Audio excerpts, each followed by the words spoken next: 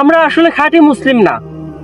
কারণ আমরা যদি খাঁটি মুসলিম হতাম তাহলে হিন্দুদের পুরো পূজা মণ্ডপে যাইতাম না।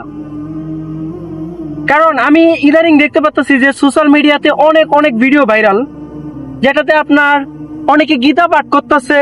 মানে এটা কিন্তু আমাদের মুসলিম ধর্মের এটা কিন্তু অনেক আগে থেকেই মানে ইয়াতে হাদিসে আছে যে মানে কিছু সংখ্যক লোক বাড়াবে যারা ইমানদার, মুখে দাড়ি টুপি সবকিছু থাকবে, কিন্তু মনে করেন তাদের ইমান থাকবে না।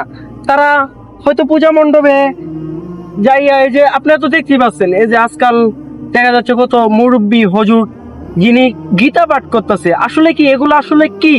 এগুলো আসলে কত দূর? এগুলোর মূল উদ্দেশ্য কি? এগুলোর মূল উদ্দেশ্য অবশ্যই আপনারা জানেন। এটা হলো আগামীতে যেহেতু নির্বাচন আছে, এই ক্ষেত্রে এখন আপনি বলেন জামাত বলেন, বিএনপি বলেন বা সকল ধর্মের বলেন, মানে হুজুর টুপি মাথা যেমনি বলেন আপনি, এই শুধু সার্থকতা মানে রাজনৈতিক সার্থকতা লাভেই এই পূজা মণ্ডপে। আরে ভাই, দাওয়াত তো ওরা দিবে। হ্যাঁ, আপনি বলতে চাচ্ছেন যে ওরা দাওয়াত দিছিল তাই আমরা গেছিলাম। হ্যাঁ, দাওয়াত শুধু ওরা না, দাওয়াত কিন্তু আমাদের মুসলিমদের পক্ষ থেকে হিন্দুদের কাছে ইসলামের দাওয়াত পৌঁছানো হয়। কি ওরা কি আসে কখনো মসজিদের সামনে যে কখনো আমরা নামাজ দেখে আসি? ওরা কিন্তু কখনো আসে না। আমরা কেন যাব?